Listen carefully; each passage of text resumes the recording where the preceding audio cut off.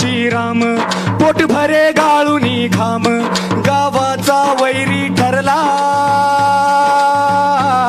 गावाचा वैरी ठरला, मुखी होते म्हणून जय भीम, मुखी होते म्हणून जय भीम, मुखी होते म्हणून जय भीम.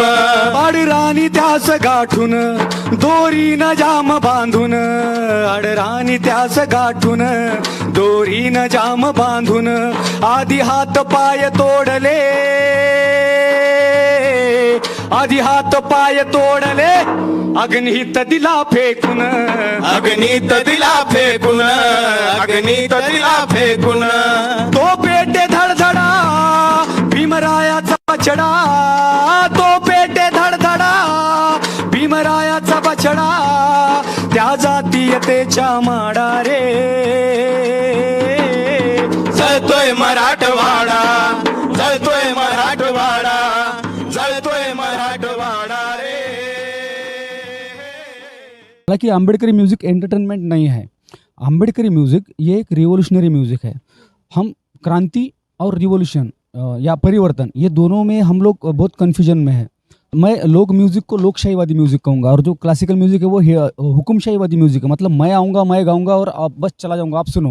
लेकिन कितना भी रैप आने दो, कितना भी क्लासिकल आने दो, या कितना भी सेमी क्लासिकल आने दो, लेकिन लोक संगीत जो इंसानों के दिल तक पहुँचता है. सिस्टम जो है वो यही चाहती है कि ये लोग रास्ते पे उतरे, इन पे केस पड़े और इनका करियर कोलैप्स हो जाए, ये हम लोग चाहते हैं. लेकिन अभी आम्बेडकरी मूवमेंट में इस तरीके से काम होना चाहिए कि हमें पहले संविधान के हिसाब से हमें लड़ना चाहिए, और उसके बाद में हम लोग आंदोलन, उपोषण या मोर्चे वगैरह जो कुछ ये. तो जय भीम, मैं हूँ इंजीनियर स्नेहा और आप देख रहे हैं द थिंक. इस महाराष्ट्र को, इस पूर्वगामी महाराष्ट्र को एक कल्चर मिला है, और वो कल्चर है फुले शाहू बाबा साहब अम्बेडकर का, और उसके पीछे कुछ बैकग्राउंड है संतों का, जिन्होंने अपने वाणी से महाराष्ट्र के बाहर भी जाकर अपनी वाणी से प्रबोधन किया और इस देश के अंदर व्यवस्था के खिलाफ बात की, जिस व्यवस्था ने इस देश के SC/ST OBC शूद्र अतिशूद्रों को गुलाम कहा, जिन्हें मानवीय अधिकार नहीं दिए, अमानवीय तरीके से जीने के लिए मजबूर छोड़ दिया. इस व्यवस्था के खिलाफ जिन जिन लोगों ने बिगुल फूका, वो तमाम जो आवाज़ जो निकली वो संतों से निकली, संतवाणी से निकली, और वो वाणी कालांतर में वो प्रबोधन की वाणी कहलाई गई. और इसी वाणी को मद्देनज़र रखते हुए कई शायरों का निर्माण हुआ, चाहे फिर वन्ना भाऊ साठे हो, चाहे महात्मा ज्योतिराव फुले के पोवाड़ों के माध्यम से प्रबोधन हो, या फिर तमाम जो अमर शेख हो. तो ये तमाम इस कला को और इस परंपरा को और भी कुछ कई लोग चला रहे हैं, जिसमें महाराष्ट्र में खासकर एक नाम युवा में निकल कर आ रहा है, वो है चरण जाधव. और आज हमारे साथ वही शख्स मौजूद हैं. सबसे पहले बहुत बहुत स्वागत है आपका. Thank you, thank you, thank you. कैसे हैं आप? मैं मस्त.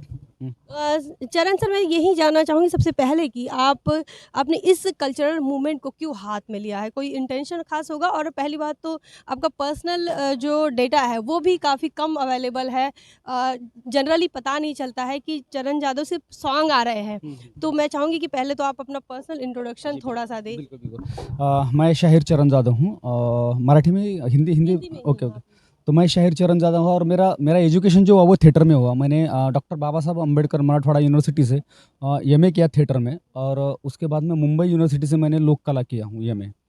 तो जब मैं गांव से शहर आया तो मैंने बाबा साहब पढ़ा. मतलब गांव की तरफ जो था तो मैं बाबा साहब फिर जयंती के पास नाचना गाना वगैरह इतना ही मुझे बाबा साहब के बारे में पता था. लेकिन जैसे मैं शहर में आया तो मैं बाबा साहब के बारे में पढ़ने लगा, और एक जगह पे टैगलाइन था कि बाबा साहब ने भीमराव कर्डक से कहा था कि मेरे 10 भाषण और शायर का एक गाना. मतलब इतना ज़्यादा प्रभाव कल्चरली लोगों पे उसका असर होता है.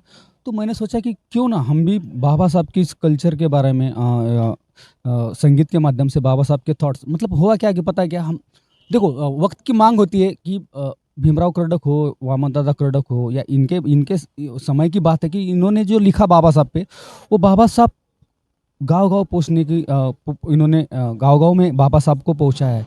लेकिन अभी वक्त की जी मांग ये है कि अभी बाबा साहब के थॉट पे लिखना चाहिए, बाबा साहब के धोरण पे लिखा जाना चाहिए या बोला जाना चाहिए. क्योंकि हम लोग अभी बाबा साहब के उदारीकरण में बहुत अटके हुए हैं. मतलब बाबा साहब हमारे बाप है, बाबा साहब ये है.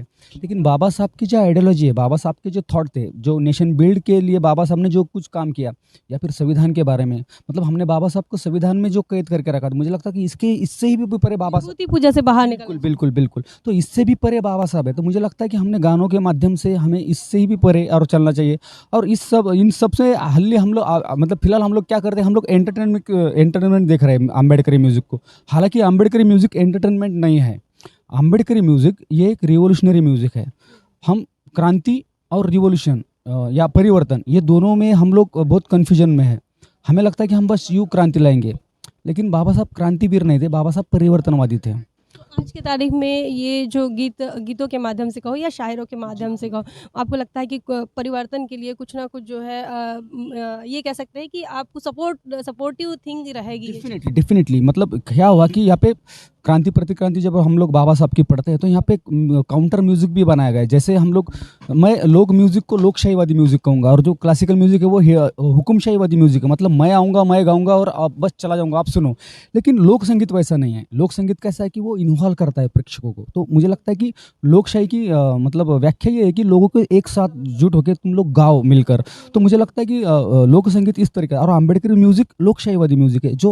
जो वामनदास ने जो कहा है कि मानसाई थे, मतलब किसी जात ने जात के लिए नहीं, इंसान ने इंसान के लिए गाना चाहिए। लोक संगीत तो कई जगहों पर लुप्त हुआ ऐसा लग रहा है, क्योंकि अभी जो क्लासिकल कहो या फिर अभी जो हिप हॉप का ज़माना चल रहा है, और ये कह सकते हैं कि स्टोरी लाइन का ज़माना चल रहा है, तो ऐसे में तो अभी लोक संगीत का जो माहौल है वो कहीं नज़र नहीं आ रहा। और ऐसे में आपने उन चीज़ों को चुन लिया है जो कि अभी आउटडेटेड हो गए हैं। मैं वही बोल रहा हूँ कि लोक संगीत जो है वो इंसान के पास बहुत पास का म्यूजिक है। मतलब कितना भी रैप आने दो, कितना भी क्लासिकल आने दो, या कितना भी सेमी क्लासिकल आने दो, लेकिन लोक संगीत जो इंसानों के दिल तक पहुंचता है ना, तो वो रैप की भी ज़रूरत है। रैप ब्लैक म्यूज़िक से, क्या ब्लैक लोगों की तरफ से आया हुआ रैप जो है, तो वो भी ज़रूरी है। लेकिन वक्त की मांग है कि जो सिंपल स्टाइल से जो तुम लोगों के दिलों पे दस्तक देते हो, तो वो लोक संगीत के माध्यम से देते हो। तो अभी मुझे लगता है कि इसलिए हमें लोक संगीत का यूज़ करना चाहिए। जैसे हलगी, मैं जो बजाता हूँ हलगी, तो ये लाचारी का प्रतीक था। मतलब हलगी मतलब गाँव की या क्या बोलते हैं उसको, बलूतेदारी का वो एक मतलब कि चलो हम आपके लिए बजाएंगे, फिर आप हमें खाना देंगे। लेकिन अभी वही इंस्ट्रूमेंट अभी रिवोल्यूशनरी हो गया, परिवर्तनवादी, हम लोग उसका यूज़ कर रहे हैं परिवर्तन के लिए। तो मुझे लगता है कि ये बहुत अच्छी बात है कि हम लोग जो हमारे कभी लाचारी का जो कभी प्रतीक था, वो आज हम रिवोल्यूशन के लिए कर रहे हैं, परिवर्तन के लिए कर रहे हैं। तो ये अच्छी बात है। मूवमेंट में महापुरुषों के कितने योगदान को मानते हैं आप? बिल्कुल महामानवों का ही योगदान है। महापुरुष, हम लोग ये ज़रा बायस मुझे लगता है कि महामानव का तो इसमें स्त्रियों का भी योगदान है और पुरुषों का भी है। इस एंगल से अगर हम लोग महामानव कहें तो अच्छा रहेगा। तो डेफिनेटली उनका ही योगदान तो है, इसीलिए हम लोग गा सकते हैं। बाबा साहब ने जो बुद्ध ने जो किया, वो कबीर ने जो किया, तुकाराम ने जो किया, शिवाजी महाराज ने जो किया, फुले ने जो किया, ये एक परंपरा है। और इसी परंपरा की राह पर हम लोग आए। उन्होंने जो खेती करके रखा है, उन्होंने जो मशागत करके रखा है, हम लोग बस उसमें बीज बो रहे हैं। अभी आके चल के खेती कैसे आएगी। और मेरा स्पष्ट मत है कि रिवॉल्यूशन वैसा ऐसे चुटकी में, मतलब हम लोग क्रांति के रोमेंटिसिज्म में जी रहे हैं। क्रांति, हम लोग क्रांति करेंगे हम लोग। तो ये जो क्रांति का ख्वाब दिखाकर अम्बेडकरी मूवमेंट को जो एक भटकाया जा रहा है, या उसे एक टीकात्मक प्रबोधन कर रहे हैं, हम लोग किसी को बोल रहे हैं तुम ऐसे हो, तुम वैसे। तो मुझे लगता है कि एक संविधानवादी ये नहीं कर सकता किसी के, अगर हम लोग चलने वाली ये तो मुझे बहुत सिंपल सा हम लोग उदाहरण ले सकते हैं। जैसे कि वो खरगोश और कछुए की आपको स्टोरी पता है। मतलब कछुआ जितना धीरे चलता है वो उतने हज़ारों साल जीता है। तो और खरगोश जितना तेज़ भागता है उतना उसकी मौत बहुत जल्दी हो जाती है। तो मुझे लगता है कि बाबा साहब कछुए जैसे आज विश्व के हर कोने में बाबा साहब पहुँच रहे हैं, क्योंकि बाबा साहब बहुत धीरे धीरे जा रहे हैं। तो ये मुझे लगता है कि बाबा साहब का ये रिवोल्यूशन है और उन्होंने ही किया, इसलिए तो हम लोग गा रहे हैं ना।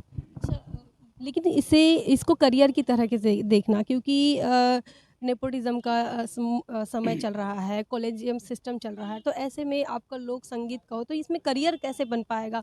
तो इसको करियर के तौर पर आप देख रहे हैं या फिर बस रिवॉल्यूशन के तौर पर? नो, ये करियर हम कर ही नहीं रहे इसमें, ये रिवोल्यूशनरी है, क्योंकि ये हमारा योगदान है। और अम्बेडकरी, हर इंसान अम्बेडकरी वो बॉर्न होता है जो उसको लगता है कि मेरा डिवोशन मूवमेंट में होना चाहिए, क्योंकि बाबा साहब पढ़ा हुआ है, बाबा साहब सुना हुआ है, बाबा साहब के। और ये जो है, तो हम लोग इस संगीत की तरफ हम लोग व्यवसाय करके नहीं देखते, हम लोग इसको रिवोल्यूशनरी करके देखते हैं। इसलिए हम लोग गाते हैं या पारिवारिक जो आपका रहा है मतलब परिवार से जो बैकग्राउंड रहा पारिवारिक बैकग्राउंड इसमें कोई संगीत से रिलेटेड कोई लोग है या फिर कैसी रही आपकी जो परिस्थितियाँ जो है पारिवारिक परिस्थितियाँ कैसी रही है? मैं संतों की भूमि से आता हूँ, मतलब पैठण से आता हूँ। तो वहाँ पे संत ज्ञानेश्वर, संत एकनाथ, इनके भारूड, हमारे इधर में कल्चरल बहुत ज़्यादा एक्टिविटीज़ होती है पैठण में, जैसे ललित, भारूड, जागरण, गोंधळ ये वगैरह, ये बहुत सारा होता है। तो एकनाथ महाराज ने 350 भारूड लिखे हुए, तो वो भारूड के कार्यक्रम होते हैं गांव में। भजनी मंडल था हमारे गांव में, तो वो सुन के जो, और वो एक म्हण आहे, मतलब बहुत पुरानी म्हण आहे मराठी में, कि बामना घरी लिहून, कुणब्या घरी दानं आणि महारा घरी गाणं, ये बहुत पुरानी म्हण है कि ब्राह्मण के घर पे ज्ञान और जो कुणबी होते हैं जो तो उनके घर पे खाना अनाज, और जो महार है पूर्वाश्रमी के महार, उनके घर में गाना। लेकिन अभी पूरा पलटी हो गया अभी ये, और ये बहुत अच्छी बात है कि डिकास्ट होने के लिए, कि अभी बामना घरी लिहून पण आहे, बामना घरी गाणं पण आहे, बामना घरी दानं पण आहे, सेम महारा घरी गाणं पण आहे, दानं पण आहे, ये सब है। तो ये एक रिवोल्यूशन, ये मुझे लगता है कि ये अभी ये जो सिस्टम है ये पलटी हो रही है। मतलब हम लोग अभी बहुत निगेटिव कुछ हो नहीं हो रहा, पॉजिटिव बहुत सारा हो रहा है। तो मुझे लगता है कि हम लोग इसे एंगल से लेना चाहिए। कलाकार जो है व्यवस्था के खिलाफ बात करते हैं या फिर जो भी कलाकार व्यवस्था के खिलाफ बोलेगा सरकारी योजना सरकारी लोगों पर अगर टीका टिप्पणी करे और जब भी मनुवादी व्यवस्था को ललकारे तो कलाकार भी जो है उनका भी जीवन खतरे में आता है, क्योंकि हमने शीतल साठे को देखा है, सचिन माड़ी को देखा है। तो आपको डर नहीं लगता है इन तमाम चीज़ों? डर की बात नहीं है, अगर हम लोग संविधान के दायरे में रह के काम करें ना, तो कोई पुलिस केस नहीं होगी, कोई हमें जेल में नहीं डालेगा। हमें सबसे पहले हमें अपनी भूमिका क्लियर करनी चाहिए कि हमारी भूमिका क्या है। तुम अगर भूमिका को लेकर क्लियर हो ना, तो तुम्हें कोई ताकत नहीं रोक सकती। तुम, बाबा साहब ने कहा है कि जब तक हमारे पास संविधान नहीं था या हमारे पास कायदा नहीं था, तब तक हम लोग भी आंदोलन करते थे, हम भी असहकार करते थे, हम भी उपोषण वगैरह करते थे। लेकिन अब हमारे पास संविधान है, तो मुझे लगता है हमारा क्या मूवमेंट के बारे में हम लोग बहुत गफलत करते हैं मूवमेंट में। मतलब हम पहले आंदोलन करते हैं, फिर बात करते हैं, फिर हम कोर्ट में जाते हैं या फिर संविधान। मुझे लगता है कि हमें स्टेप बाय स्टेप ये सब करना चाहिए। हमें पहले संविधान की लड़ाई करनी चाहिए, संविधान के ज्ञान की लड़ाई हमें लड़नी चाहिए। उसके बाद में हमें रास्तों पे उतर के आंदोलन करना चाहिए। और यहाँ की सिस्टम जो है वो यही चाहती है कि ये लोग रास्ते पे उतरे, इन पे केस पड़े और इनका करियर कोलैप्स हो जाए, ये हम लोग चाहते हैं। लेकिन अभी अम्बेडकरी मूवमेंट में इस तरीके से काम होना चाहिए कि हमें पहले संविधान के हिसाब से हमें लड़ना चाहिए, और उसके बाद में हम लोग आंदोलन, उपोषण या मोर्चे वगैरह जो कुछ ये इस तो मेरा स्पष्ट मत है कि हम लोग अगर संविधान के दायरे में काम करते हैं ना, तो कुछ नहीं। हाँ, अच्छा, आने वाले समय में जो दर्शक है वो आपको आप किस किस भूमिका में देख पाएंगे शायर के अलावा? जी। अभी नागराज मंजुळे जी का मेरा एक सिनेमा आ रहा है, घर बंदूक बिरयानी नाम से। मैंने उसमें एक्टिंग किया है और एक गाना भी गाया है वो सिनेमा में, और 1-2 सिनेमा के ऑफ़र है मेरे तरफ, और मैं खुद का भी सिनेमा लिखा हूँ, और वो भी जल्दी मैं एज अ डायरेक्टर उसको प्रेजेंट करने वाला हूँ। मेरी 2 किताबें भी प्रकाशित हो चुकी है। कौन सी किताब? कविता संग्रह थे मेरे, कैथारसिस और दांगड़ू नाम से। अभी मेरा 3रा कविता संग्रह आ रहा है, उसका भी काम मेरा चल रहा है, और एक कादम्बरी भी मैं अभी प्रकाशित करने वाला हूँ। तो इस हिसाब से मैं काम करते रहा, और सिनेमा के लिए गाने भी लिखता हूँ। तो इस तरीके से मैं मेरा चरितार्थ के लिए भी मैं और काम करते रहता हूँ। बहुजन समाज में एक आर्टिस्ट जो है वो अभी आने वाले हैं और आप तमाम लोग जो है इन्हें बहुत प्यार देंगे ऐसी मैं आशा उम्मीद करती हूँ। सर, हाल ही में 6 दिसंबर जो हुआ और उसमें तमाम लोगों ने अभिवादन किया, लाखों लोग जो है भावुक हुए, इमोशनल हुए। आप अपने गीतों के माध्यम से मैं चाहूँगी कि आप कैसे उन्हें अभिवादन करना चाहेंगे? बिल्कुल। मैं हमेशा से बोलता हूँ कि हमें कल्चरली करेक्ट होना है। हम जो प्रतीक यूज़ करते हैं, जैसे 6 दिसंबर को आने वाले जो लोग हैं, वो आते हैं तो वो बोलते हैं कि हम लोग दर्शन के लिए आ रहे हैं। हालांकि ये गलत बात है, दर्शन के लिए नहीं, हम लोग वंदन करने वाले हैं, हम बाबा साहब को अभिवादन करने। तो मैं वही बोल रहा हूँ कि हमें कल्चरली करेक्ट होना है। हमें क्या लिखना है, क्या लिखना नहीं है, इसके बारे में हमें कल्चरली करेक्ट होना है। तो इस हिसाब से अगर हम लोग अभी तो मैं वही बोल रहा हूँ कि अभी 6 दिसंबर को जो वहाँ पे लाखों की गर्दी आती है, तो मैं वहाँ पर गाने गाता हूँ, वहाँ पे रास्ते पे गर्दी में घुसकर। तो मुझे लगता है कि ये बहुत अच्छी बात है कि विचारों का आदान प्रदान होता है, कि दुनिया भर से, भारत भर से लोग वहाँ पे आते हैं, तो उनसे एक मुलाकात होती है, उनसे एक इंटरेक्ट होता है, और उनसे हम लोग एक वैचारिक बात होती है। तो मुझे लगता है ये बहुत अच्छी बात है।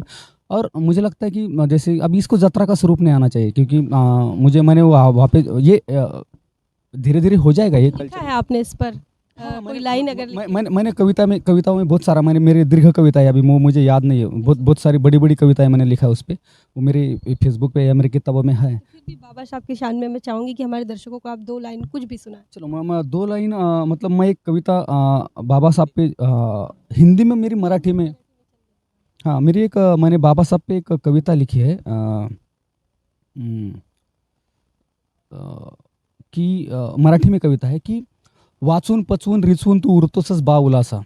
तू उरतोस पुरतोस समस्त मानव जातीला. आजा सांगतो नातीला तुझ्या पराक्रमाच्या कहाण्या. बाप बोलतो पोरीशी भीम जुबान्या. कोणी कवटाळतं तुला उरापोटाशी, कोणी नाकारतं तुला जात जाणीवेने पेचून. तुझ्या यातनामयी प्रवासाचे दाखले आजही प्रेरित करतात बा. तुझं ठाम आणि स्थितप्रज्ञ असणं कैक योग्या भोग्यांना लाजवणार आहे. तू म्हणजे शांत वाऱ्याची झुळूक मनाला उल्हासित करणारी. तू म्हणजे विषमतेविरुद्ध पुकारलेलं मानवतेचं बंड. पराजित केलेस कैक म्हणू थोपटून ज्ञानाचे दंड. तू म्हणजे मुक्याचा आवाज, लंगड्याचा पाय, सरपटणाऱ्याचे पंख. तू म्हणजे गगनभेदी शंख. तू म्हणजे समता, ममता, बंधुता आणि न्याय. तू म्हणजे संविधान. तू म्हणजे कामगारांच्या मोर्चातील घोषणा. तू म्हणजे स्त्रियांच्या शोषणमुक्तीचा जाहीरनामा. तू म्हणजे मुक्तिकोणपथेतला मार्गदाता. तू म्हणजे तुकारामाची अभंग गाथा. तू म्हणजे म्हाताऱ्याची काठी जन्माजन्मांसाठी. तू म्हणजे बुद्धाच्या अर्थमिटल्या पापण्यातली करुणा. तू म्हणजे कबीराचा दीर्घ दोहा. तू म्हणजे शिवबाचं कुळवाडी भूषण. तू म्हणजे फुल्यांचा आसूड. तू म्हणजे शंभूच्या अपमानाचा घेतलेला सूड. तू म्हणजे पुस्तकाची चूड. तू म्हणजे शाहूच्या आरक्षणाची पाठराखण. तू म्हणजे विषमतेवर रोखलेली गोफण. बघवा तुझ्याच पाऊल खुणा धुंडाळत माणसाचा जथ्था जमतोय समुद्र काठावर. स्वार जणू अश्वारूढ समुद्राच्या लाटावर. ही कोटी जणांची मानवंदना बघून आसवही करतात करुणेचा लखलखाट. एकमेकांना कौतुकाने सांगतात आपल्या बापाचा थाट. आश्रितपण नाकारून स्वातंत्र्याचा जयघोष करून कैक पिढ्या उजागर करून तू घेतली शांत निरागत झोप चैत्यात तेव्हा. तुझ्या जळणाऱ्या चितेतून उडालेल्या ठिणग्या जगभर पसरून पाडत आहेत उजेड कर्तृत्वाचा. पुढे करत आहेत हात मित्रत्वाचा. ही सारी तुझीच कमाई बा आणि तूच आमचा आई भीमाई बा. तो इस प्रकार जो है चरण जाधव इन्होंने बाबा साहब अम्बेडकर को अभिवादन किया। बाबा साहब में वो किस प्रकार क्या-क्या देखते हैं, किस प्रकार से उन्होंने उनकी उपमा दी है, उनकी इन बातों में आपको समझ आएगा। हालाँकि ये जो कविता है ये मराठी में है और लेकिन मराठी जो है ज़्यादा कुछ कठिन भाषा है नहीं। अगर आप उसे समझते हैं और एक बार फिर से सुनते हैं तो समझ ज़रूर आएगी। युवाओं को क्या बताना चाहेंगे? मैं चाहूँगी कि अंत में आप तमाम इस देश के अम्बेडकराइट युवाओं को कोई संदेश दें। बिल्कुल। क्या हुआ कि अम्बेडकराइट जो तरुण है वो चिकित्सक होगा नहीं, मतलब लोग नीली टोपी पहनते हैं और मुखौटे लगा कर आते हैं और उनको भड़काते हैं। और यहाँ पे जो इज़्म है इस देश में, जो अलग अलग इज़्म है, जो विचारधारा है, तो हम लोग भटक रहे हैं। अम्बेडकरी मूवमेंट से हम लोग सटकते जा रहे हैं और जो दूसरे संगठन के लोग हैं उनको हायर कर रहे हैं बाबा साहब का मुखौटा लगा के। तो मुझे लगता है कि हमने अवेयर रहना चाहिए इस सब बात को लेके। हमें अम्बेडकरी मूवमेंट में ही काम करना चाहिए और हमें पहचानना चाहिए कि ये लोग कौन से इज़्म के हैं। हमें इज़्म के बारे में भी पता होना चाहिए। और इसी तरह से और इधर क्या हुआ कि इस देश में जो अम्बेडकरी क्रीम है, जो टैलेंटेड बच्चे हैं, जो अच्छे गायक है, जो अच्छे कवि है, जो अच्छे वक्ते हैं, इनको हायर किया जा रहा है और बाबा साहब के मूवमेंट से परावृत्त किया जा रहा है। और हालांकि इसी वजह से बाबा साहब की जो एक पॉलिटिकल या सोशल मूवमेंट, बच्चों का मूवमेंट मतलब ये जो टैलेंट है वो मनुवाद को स्ट्रांग बनाने के लिए ही यूज किया जा रहा है। तो मुझे लगता है कि तरुण जो युवा है इन्होंने इस बारे में सोचना चाहिए, इनका इज़्म क्या है, ये कौन सी विचारधारा से लोग काम करते हैं। इस तरीके से आज के तरुण युवा ने सोचना चाहिए और सिर्फ बाबा साहब की मूवमेंट, उनका जो टैलेंट है, उनका जो चार्म है या उनका जो टैलेंट है वो अम्बेडकरी मूवमेंट के लिए ही यूज़ करना चाहिए। बिल्कुल। बहुत बहुत धन्यवाद। हमारे साथ थे चरण जाधव जो कि लोक संगीत को लेकर समाज के अंदर लगातार प्रबोधन कर रहे हैं, शाहिर है, कलाकार है और आने वाले समय में वो आपको नागराज मंजूड़े इनके फिल्म में भी दिखने वाले हैं और यकीन मानिए ये हीरो हैं, आने वाले समय में पिक्चर में दिखने वाले हैं। तो साथ ही उनके साथ हम बातचीत कर रहे थे और इस बातचीत को लेकर आपका क्या ख़्याल है, आप क्या सोचते हैं, कमेंट सेक्शन में ज़रूर बताएं। अगर इनका इंस्टाग्राम पेज होगा तो उन्हें फॉलो कीजिए। अगर यूट्यूब पर आपका कोई चैनल हो, जी बिल्कुल बताएं। यूट्यूब पे चरण जाधव नाम से मेरा यूट्यूब चैनल है, वो भी आप सब्सक्राइब। तो इनके यूट्यूब चैनल को सब्सक्राइब करें और ज़्यादा से ज़्यादा शेयर करें। कमेंट सेक्शन में इनके लोक संगीत को लेकर, इनकी कला को लेकर आप क्या सोचते हैं वो कमेंट भी ज़रूर करें, क्योंकि बहुजन समाज के कलाकारों को कोई भी टीवी चैनल, कोई भी मीडिया जो है वो कवरेज नहीं करेगा। आप ही है जो कि सोशल मीडिया के माध्यम से अपने कलाकारों को जो है समाज के अंदर ही नहीं, समाज के बाहर भी उन्हें प्रसिद्ध करेंगे, उन्हें पॉपुलर कर सकते हैं और उन्हें आगे बढ़ा सकते हैं। तो ऐसा आप करेंगे, इसी आशा उम्मीद के साथ कमेंट सेक्शन में ज़रूर बताएं बातचीत को लेकर आप क्या सोचते हैं। बने रहे द थिंक पर। जय भीम, जय भारत। बहुजन विचारधारा को घर घर तक पहुंचाने के लिए हमारे YouTube चैनल को सब्सक्राइब करें, लाइक करें, कमेंट करें, शेयर करें और बेल आइकन की घंटी दबाना ना भूलें।